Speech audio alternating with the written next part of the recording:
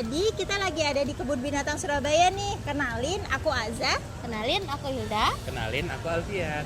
Jadi kita bakalan ngajak kalian untuk jalan-jalan di Kebun Binatang Surabaya ini. Kita bakalan lihat satwa-satwa, kita mungkin bakalan lihat fasilitas terbaru dari Kebun Binatang Surabaya ini, dan kita bakalan ngobrol sama beberapa pengunjung di sini.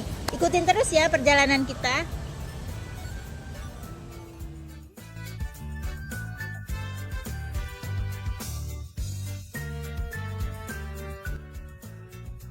Jadi kalian tahu nggak sih kalau Kebun Binatang Surabaya ini, atau kita singkat itu KBS aja ya biar nggak terlalu ribet gitu. Jadi KBS ini didirikan pada 31 Agustus 1916 oleh pemerintah Hindia Belanda, yang awalnya didirikan ini untuk mengoleksi satwa-satwa aja. Tetapi pada tahun 1918 KBS ini dibuka untuk umum dan dikenakan biaya tiket masuk dan dipindah ke Jalan Groedo. Lalu pada tahun 1920 KBS ini pindah ke daerah Darmo dan sampai sekarang masih beroperasi saat ini.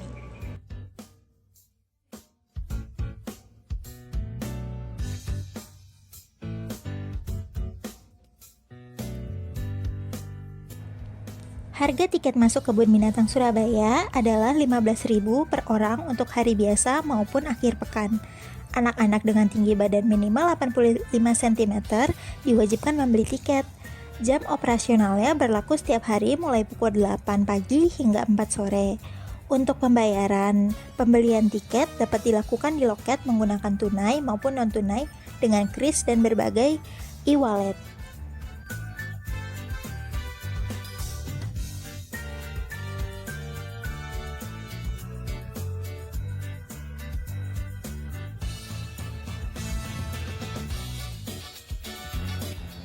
Jadi di Kebun Binatang Surabaya saat ini ada lebih dari 2.200 satwa yang terdiri dari lebih 210 spesies.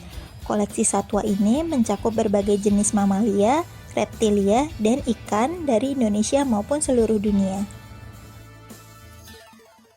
Oke guys, kita sudah ada di Akuarium KBS.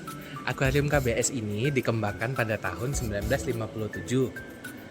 Pada tahun 2017, Akuarium KBS ini sempat direnovasi dan dibuka kembali dengan tampilan yang lebih modern agar menjadi sarana edukasi dan sekaligus tempat wisata untuk melihat para biota bawah laut.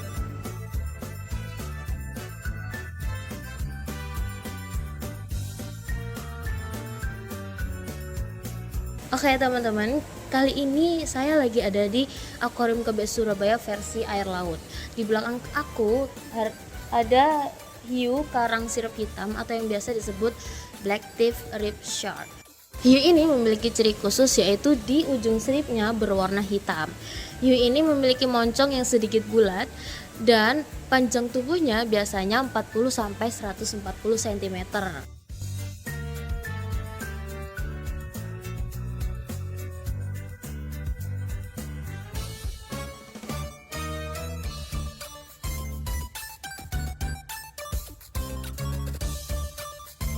Oke teman-teman, kali ini kita lagi ada di Akuarium KBS Surabaya. Ini adalah salah satu koleksi ikan yang menurut saya paling besar ya yang ada di Surabaya ini. Namanya adalah ikan genghis-khan atau yang biasa yang disebut giant pangasius. Ikan ini itu mirip banget sama lele, tapi dia nggak ada kumis. Tapi dia ini mirip sama hiu. Bedanya di siripnya itu warnanya sedikit kehitaman, badannya warna silver, dan di atas badannya tuh sedikit ada warna coklatnya.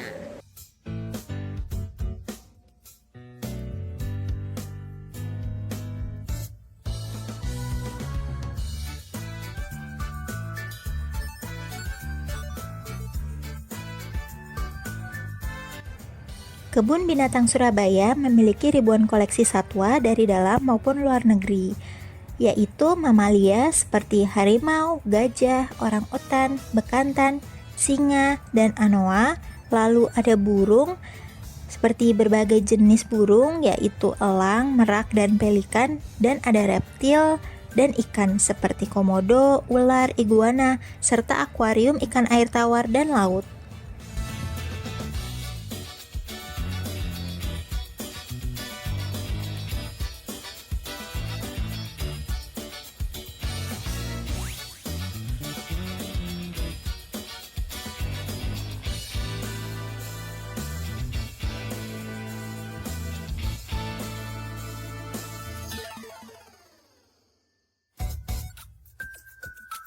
Oke, jadi di sini ada Pongo pygmaeus atau biasa disebut dengan orangutan Kalimantan. Jadi orangutan Kalimantan itu termasuk hewan yang hanya ada di Indonesia dan termasuk juga hewan yang dilindungi di Indonesia.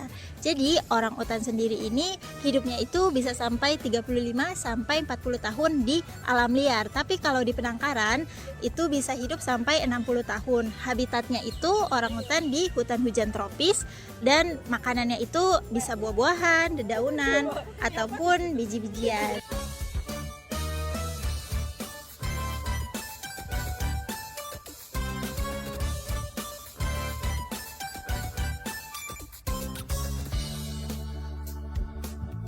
Perkenalkan, nama saya Hilda Anggreni Putri dengan absen 1622400009. Hari ini kita akan melakukan sesi wawancara. Hari ini kita akan wawancara dengan Bapak Yakob. Bapak Yakob. Iya. Oke. Bapak, kali ini ada 3 pertanyaan.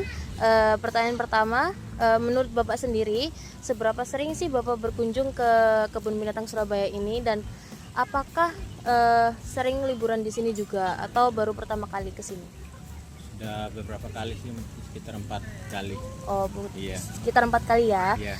Kemudian selama Bapak keliling tadi, bagaimana menurut Bapak wisata di KBS ini, dan dari segi kebersihan, terus tempatnya maupun satwa-satwanya?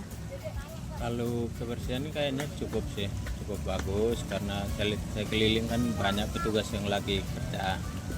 Nah, memang untuk jaga bersih betul kan tidak mungkin karena pengunjung memang banyak.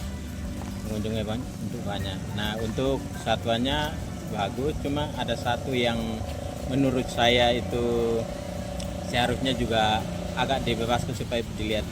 Contohnya reptil ya, ular itu. Ular kan harus bayar tiket lagi. Bayar tiket lagi itu menurut saya itu memberatkan pengunjung karena tiketnya lumayan 30.000. Nah, karena kita kalau kita misalnya orangnya banyak, bawa anak kecil, harus keluarkan lagi 30.000 ya, bagi kita berat. Itu seperti itu. Oh ya, bagus Bu.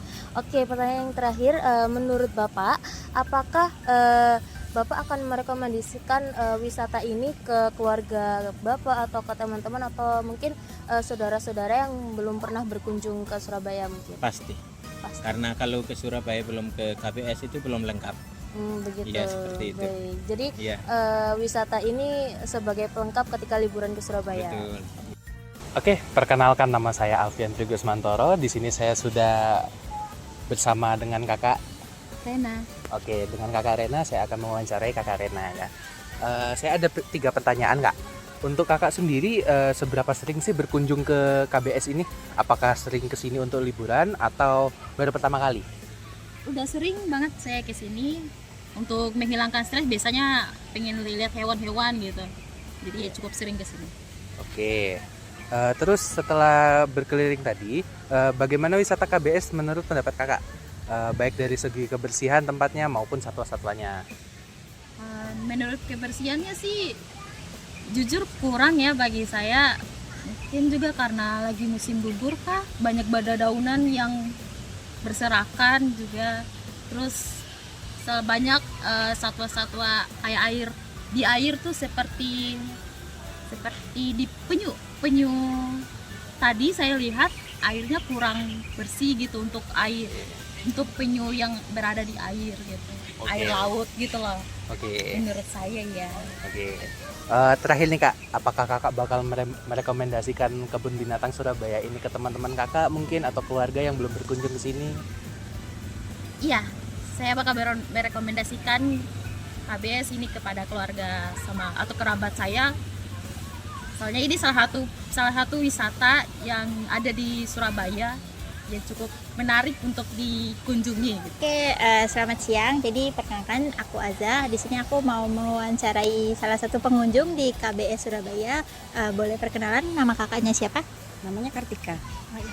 Oke, Kak Kartika, mau tanya nih, apakah kakak ini seberapa sering sih berkunjung ke Kebun Binatang Surabaya ini? Baru pertama kali kah atau sudah sering? Oh, dulu sering karena tinggal di Surabaya kan, dan sekarang aku kerja di Singapura. Oh, Ini gitu. baru datang. Mm-mm. Saya ajak anak-anak ke kebun binatang Surabaya. Berarti ini untuk liburan ya, Iya. berkunjung ke sini untuk liburan Iya. ya. Terus menurut kakak nih, tadi kan kakak udah keliling-liling ya. Bagaimana sih wisata di kebun binatang Surabaya menurut pendapat kakak, baik dari segi kebersihan, tempatnya maupun kayak satwa-satwanya atau pelayanan di kebun binatang Surabaya ini menurut kakak bagaimana?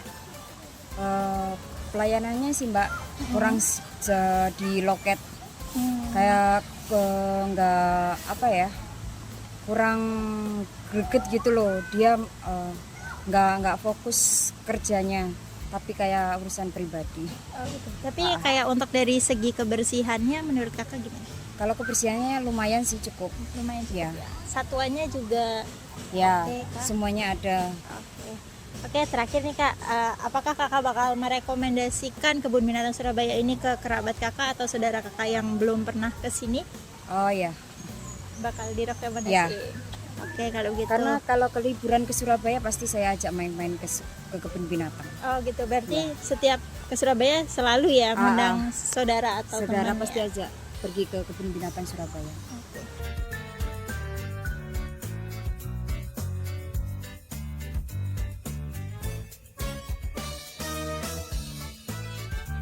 Oke, jadi di sini itu ada Varanus komodoensis atau biasa disebut dengan komodo. Jadi komodo ini adalah hewan endemik dari Indonesia, yang berarti hewan yang memang hanya ada di Indonesia, dan ini termasuk hewan yang dilindungi. Nah, komodo sendiri itu berasal dari Pulau Komodo yang terletak di Nusa Tenggara Timur. Nah, komodo ini merupakan kadal besar yang memiliki racun di air liurnya. Terus juga komodo ini karnivora ya, jadi memakan hewan atau daging ya. Terus aku punya nih fakta menarik tentang komodo. Jadi ketika komodo itu bertelur dan telurnya itu menetas, nah anak-anak komodo ini tuh akan langsung ke pohon. Dia itu langsung lari ke pohon. Kenapa? Karena biar tidak dimakan oleh komodo-komodo jantan lainnya. Jadi begitu mereka menetas, mereka tuh langsung lari ke pohon dan hidup di pohon selama beberapa tahun hingga lumayan agak gede, baru dia bakalan turun ke bawah gitu, ke tanah. Karena kalau enggak nanti mereka bakalan dimangsa oleh komodo-komodo lainnya begitu.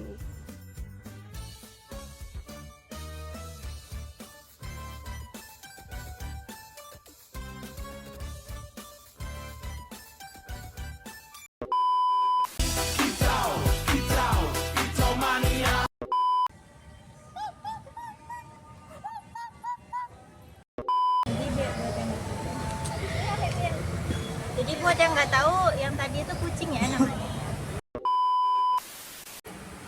Apa ini? Gecko.